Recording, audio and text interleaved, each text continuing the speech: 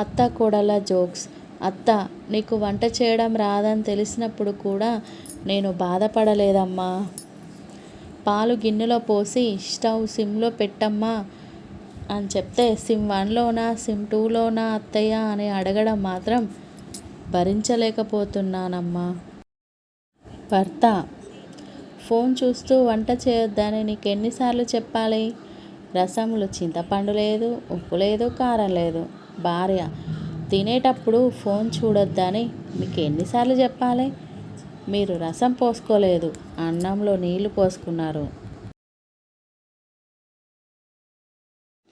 భార్య, వ్యాక్సిన్ వేయించుకున్నారా? భర్త, వేయించుకున్నా. భార్య, బాగా నొప్పిగా ఉందా? భర్త, పెద్ద నొప్పి ఏం తెలియలేదు. భార్య, పరాయి ఆడది పెద్ద సూది గుచ్చినా మీకు నొప్పి ఉండదు. అదే నేను చిన్న మాట అంటే మీకు ఎక్కడ లేని నొప్పి వస్తుంది కాదు అని అంటది భార్య. భర్త ఆఫీస్లో కూర్చొని స్టేటస్లో ఇలా పెట్టాడు. పక్షిలా ఆకాశంలో స్వేచ్ఛగా ఎగరాలని ఆశ. అప్పుడే స్టేటస్ చూసిన భార్య ఇలా కామెంట్ చేసింది. భూమిపై కాలు పెట్టాక ఇంటికి వచ్చే ముందు కొత్తిమీర కట్ట తీసుకొని రండి. కోర్టు రూమ్లో భర్త భార్యను కొడితే పుట్టింటికి పోతుంది. మరి భార్య భర్తను కొడితే ఎక్కడికి పోవాలి జడ్జి గారు? జడ్జి, నువ్వు ఎక్కడికి పోలేవు కాబట్టి భార్య జోలికి పోవద్దయ్యా.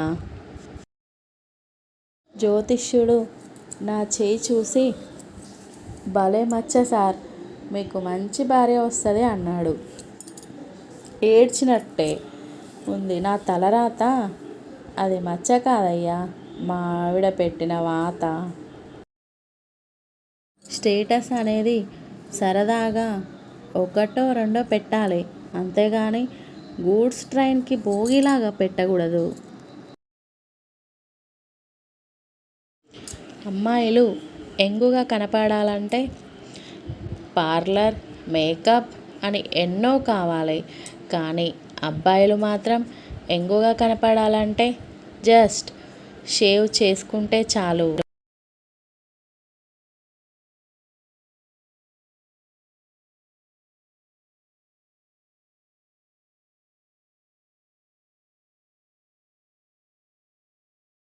ఆనందం, స్వామీజీ, నేను ఈరోజు నిష్టగా ఉపవాసం చేయాలనుకుంటున్నాను. ఏం చేస్తే దేవతలు కరుణిస్తారు? Swamiji, no WhatsApp, no internet, no Facebook, no selfie, no phone. ఈ కఠినమైన ఉపవాసం చేస్తే సకల దేవతలు వైఫై లాగా లభిస్తాయి. తేనె పట్టు ఉన్న చెట్టు జోలికి, కోపంగా ఉన్న భార్య జోలికి పోకూడదు. కెలికితే వాళ్ళ ఆట మొదలవుతుంది, మనకి మూత మోగిపోతుంది.